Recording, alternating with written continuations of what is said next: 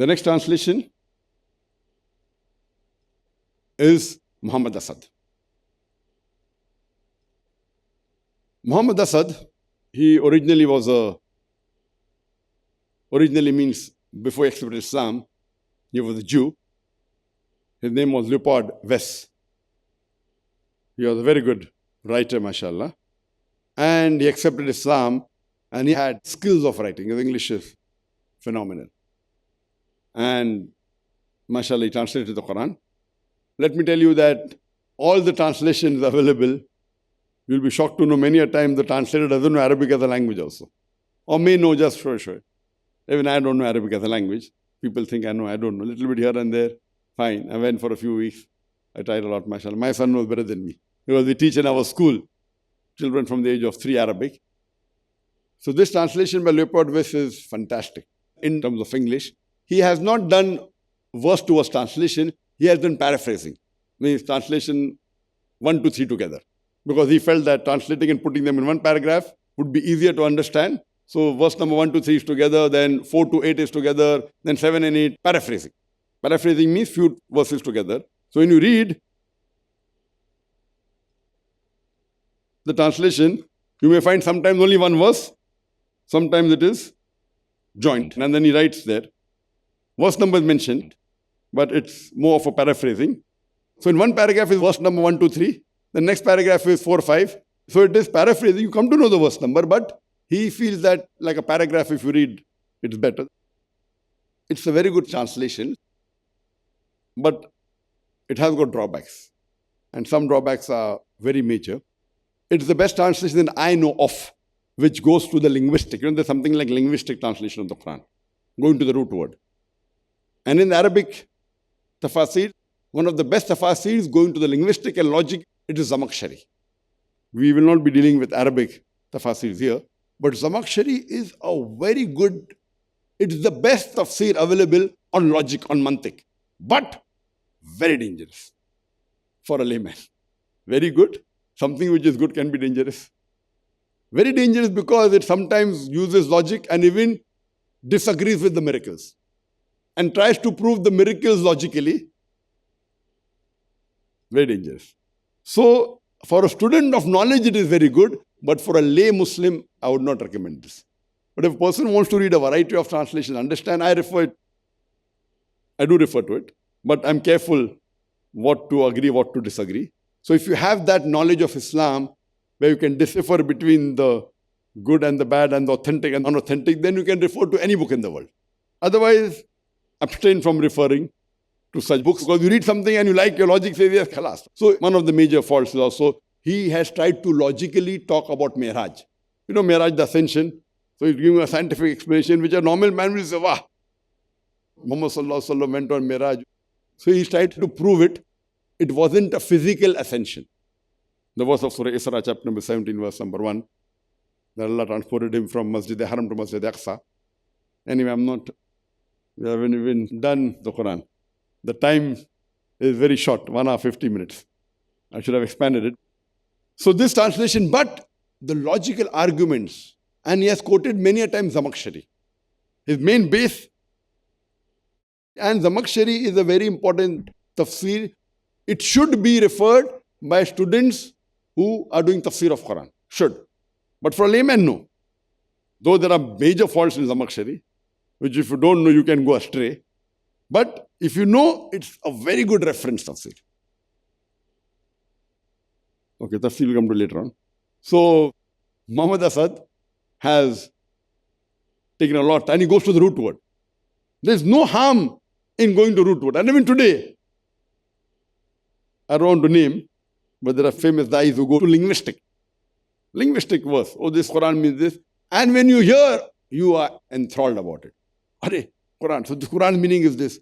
There is no harm. But whenever you take the help of anything else, when you're giving a tafsir of the Quran, the major base of the commentary or the translation should be Sahih Hadith.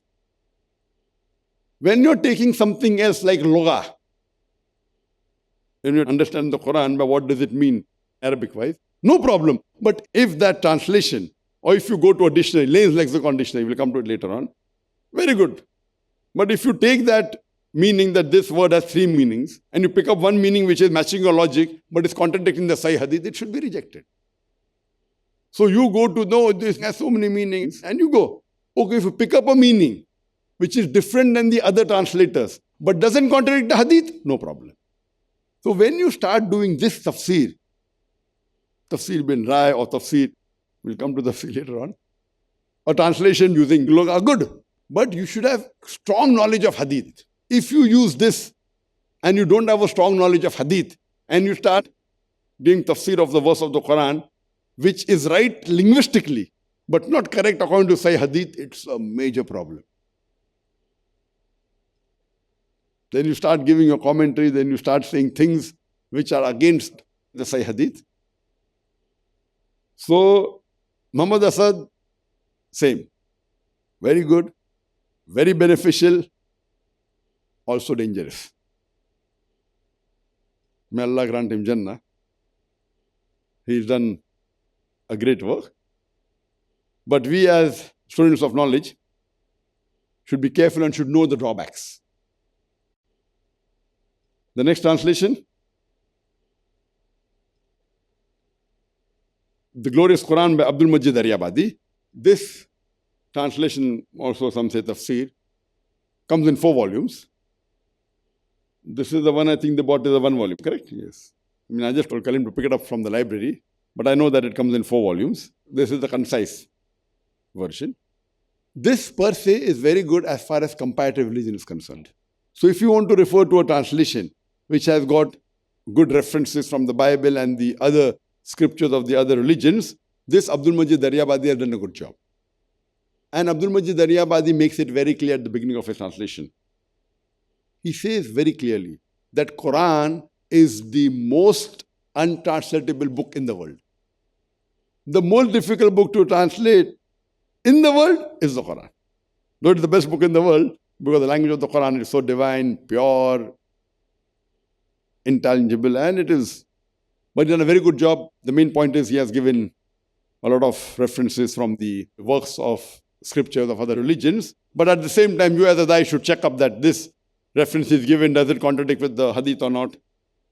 Most of the time when they give references, it doesn't contradict the Quran, but may contradict the Sahih Hadith. So you as a student of knowledge should check up, not blindly pick up anything when you're using as a hujjah. The next translation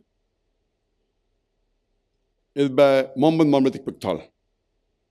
The meaning of the Glorious Quran by Muhammad Marmatik Pickthall. Now this translation again is a very famous translation amongst the old translations at the time of Abdullah Yusuf Ali and Muhammad Pickthall. It is a very good work. Again, the English is good. But again, it's a pure translation, doesn't have any commentary, has very less footnotes. It's somewhat similar to Sahih International, but Sahih International is a later one, more modern English. It is for the present modern English people. Muhammad Pickthall again is a very famous translation, and the translation, alhamdulillah, is a good translation done. Now, mainly I prefer, if you refer to a translation which is directly from Arabic to English. So these were the few samples I've given from Arabic to English directly. There are many others, Irving, Zidane. In a library, we have, I think, more than 80, 90 English translations of the Quran. Only English. Languages, we have more than 50, 60 languages, each language multiple copies. This is the meaning of the Quran by Maulana Abul Ala Maududi, Rahimullah. And Sayyid Abul Ala Maududi again, it is a translation which is separate, concise volume, Mukhtasir. This is only translation, understanding the Quran, done by Zafar Ishaq Ansari. His translation again, like see, each translation has its own speciality, as I mentioned. Maulana Maududi, may Allah grant him Jannah, Rahimullah. He was the first person about 37 years back who got the King Faisal Award. When King Faisal Award, first time when it came, the first person who got the King Faisal Award was Sayyid Abul Ala Maududi. May Allah grant him Jannah. He has done great good works. But again, there are many books written against him. We are not here to discuss that, right or wrong. He's done great good works. May Allah reward him for all the good work he has done. But every translator has his own point. Like if I speak, I look at the dawa angle. Every Quranic verse has got different angles. That same Quranic verse may convince 10 different people, may convince a scientist, may convince an ignorant person, may convince a person who is expert in literature. But the translation of Abul Ala Maududi is more focused on Aqamat al-Din. He has that concept that we should establish the Deen, and which every Muslim does believe, no doubt about it. But then it looks at every verse in that way. So, if you want to know about that, his concept, so that is a good talking about Aqamat al-Din, establishing the Deen of Allah. Everyone believes that Allah's Deen should be established, but not every verse is only talking about that. So emphasis is more on that. It's a good translation. It has drawbacks. There are mistakes. We won't discuss about that, but it's a very good translation. The first translation, he had done Urdu actually, originally Urdu. From Urdu, because it was so popular, it got translated into English. And this particular, it's in 6 volumes, has been rendered into English by Muhammad Akbar and edited by A.A. Kamal. This translation per se, the English language is not very, very good. It's quite poor, frankly. And I was happy when they came out with the new translation by Zafar Shaikh Ansari. The revised edition is by Zafar Shaikh Ansari, done by the Islamic Foundation. And that translation, the English language is much better. This translation has many errors, grammatical errors also.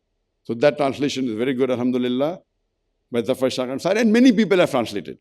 Amongst the good ones available, English translation from the Urdu translation is by Zafar Shaikh Ansari. He's done a good job. It's available from the Islamic Foundation. I think it's there in the list. La ilaha illallah, la ilaha illallah, Muhammadun Rasulullah, Muhammadun Rasulullah. أرجو رضاك يا الله، أنت الرحيم يا الله، هبني عطاك يا الله، أنت الكريم منك العطاء يا الله، أنت العظيم يا الله، فيك الرجاء يا الله، أنت الحليم. الرحمن الستار ملك الملك الغفار الوهاب المنان المتعال. الرحمن الستار ملك الملك الغفار الوهاب المنان المتعال. الرحمن الستار ملك الملك الغفار الوهاب المنان